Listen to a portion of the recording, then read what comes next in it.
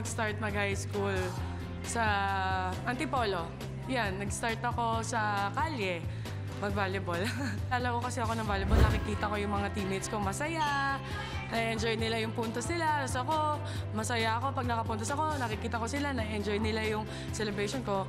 That's why, pinili ko talaga mag-volleyball kasi dahil doon, na-enjoy ko yung volleyball. Sa court at wala ako sa training, usually kong ginagawa. Meron akong mga extra activities na ginagawa katulad ng taibon. Nag-beach volleyball din ako. Sometimes I do dragon boating. Mayan, nagsasagwan-sagwan. Mahilig talaga ako sa mga activities at nagpapasexy. So, workout, syempre. Basta sa umaga, ilalaan ko yung sarili ko sa pag-aaral. Tapos kapag may off time ako, dyan ko isisingit yung mga gustong gawin. Like, punta ako sa business para i-check yung cafe ko, ganyan. Well, yung business ko is a food cafe. We serve pasta, we serve burgers, ganyan, tapos mga tapsilog. Para sa mga estudyante, talagang yung budget nila ay swak na swak dito sa ino-offer namin kasi affordable talaga yung presyo. Si Abby Maranyo sa court ay warrior. Pero sa labas ng court, si Abby ay napakamasayahin at mahilig magpasaya ng tao. Si Ate Cha, ang ganda ni Ate Cha. Oo nga, pagod na siya, hindi mo, haggard na siya, fresh pa din siya sa paningin namin. Walang pagkakaiba yung haggard ni Ate Cha, yun yung fresh namin. Sobrang excited ko na makapasok sa class. Ibang class pala yung napuntahan ko. Tapos, ang yabang ko pa eh, kasi akala ko, mga bata-bata yung mga kaklase ko dun sa class na yun. Yun pala ako yung pinakabata. Tapos, na-realize ko, na pagpasok ng prof, hindi ko siya kilala.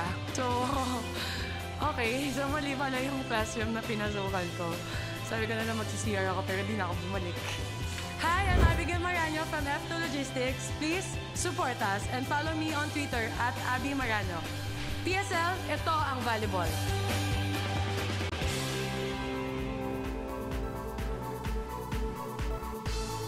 O ayan, mas nakilala niyo pa si Chang Abby. Speaking of, andito tayo sa Chang Abby's Cafe ni Chang Abby. O Chang, ano ba specialty mo dito? Balita ko masarap daw dito yung BMDC Burger, yung Beast Mode Don't Care Burger. At syempre, may Milo milkshake. Di ba? Oh, for the meantime, let's go back to our game.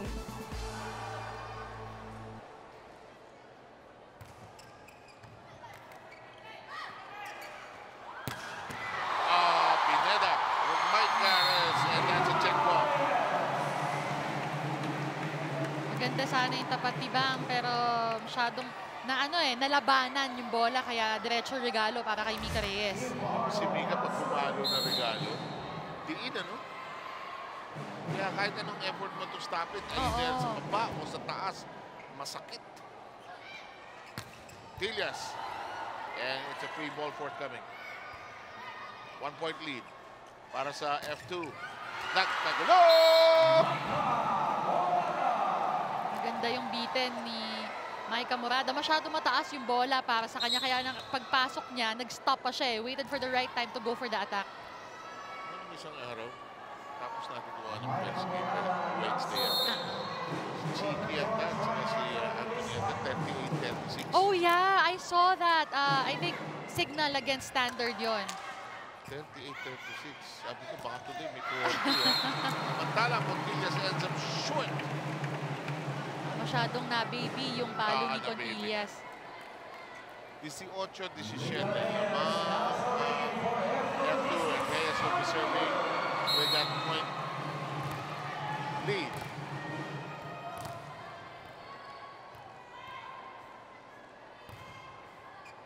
Sails down. Negrito. Oh, that's a miss. Masyadong mababa for CJ Rosario. Even though it's a quick attack, hindi pwedeng masyadong mababa, lalo na kung ganyang katangkad yung attacker mo. Kasi magkakabul-bul yung mga ere. Tsaka mas madaling mag-adjust sa mataas na bola. May chance ka pang maabot yun. Ang bilang po natin, 19-17, pagkakataon muli para sa kupunan nila Mika Reyes. Itinaas. Sobra. Sa muli ang kanya. Nag-serve this si Montillas eh. And ito, na-timeout si George Pascual. Bumalas na. They have fallen behind by 3. Strikers, lumabas kayo ng todo. Hindi kung kailan sineset, doon kayo lumalabas. Lumabas kayo ng todo, sumobra, kayang abutin. Gawa na lang natin ang paraan. Wala na tayong magagawa once na naibigay na sa atin. Okay? Tulungan na lang natin kung sino man yung huling nagbigay. Gawa na lang natin ang paraan. Diba? CJ, kung nandito yung receive, huwag kang didikit dyan. Nakatalikod ka sa bola, kailangan tumistansya ka para makita mo yung bola. Malayo yung receive, bilisan mo yung bola mo. Magkaiba yan sa harap at sa likod. Tataas mo na ng konti yan.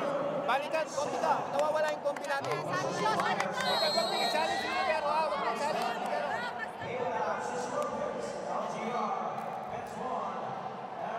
Nakaka-frustrate nga naman. Tikit ka, 17. Nakuha ang second set. Biglang pumipiglas yung team dito. Nagkakahiwalay. And if you think about it, F2 not really doing something, anything special at this juncture. 3-point lead by the Cargo Movers.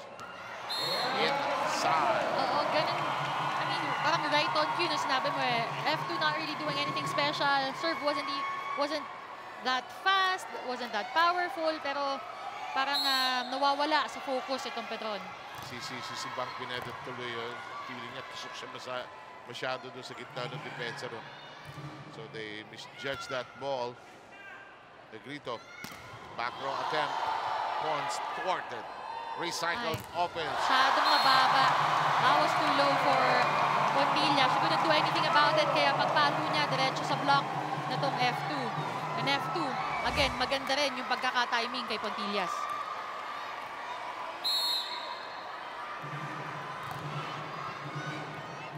Parang nag-walling ka eh. Oo. Long, yes. 22-18.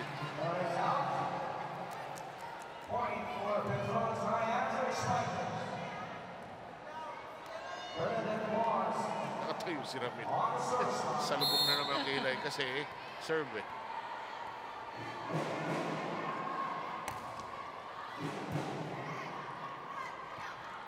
Nice. Oh, yes. Definitely fooled the blockers of Petron. Sinabayan yung quicker nila eh. We can see it here. Kim Kennedy getting CJ Rosario, freeing up Aragalang for that hit. And it is now a 23-18 third set.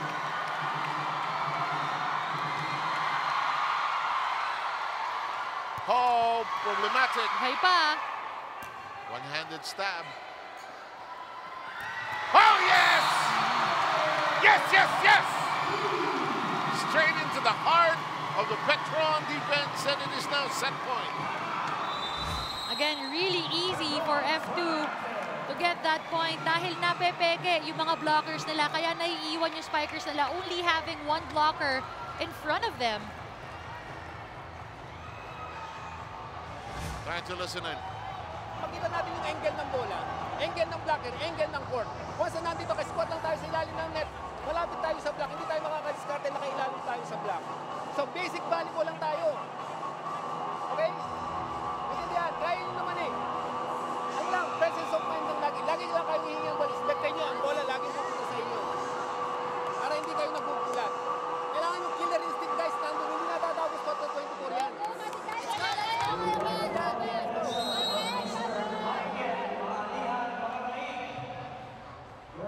George Pascual tried to be buoyant and optimistic despite the fact his team is now at set point here, 24-18. Nasukat sila ng last point na yun. And what Aragalang has done so far. Okay, it's a positive coming out the timeout. You mess up the serve. But again, they need 5 straight points. Exactly. Oo. I was just about to say that Aragalang will have the gift of eternal youth. You guys, when you're old and you all have kids and everything, will realize that Ara has not aged since 2016. Life is unfair sometimes. You know? May ganun eh, no? May mga kaibigan kang ganun.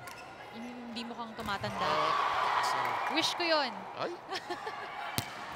Ala, ala, ala, ala, ala, ala. nungaling, may lakad yata. Nagmamadali. Madali. Nasa Batangas pa eh. Tayo ay nasa 25-19. Nung matapos ang ating third set. Boom, boom, boom. At tayo po ay magbabalik for the fourth. And will it be the closing set? Nasa sa Petronian to respond.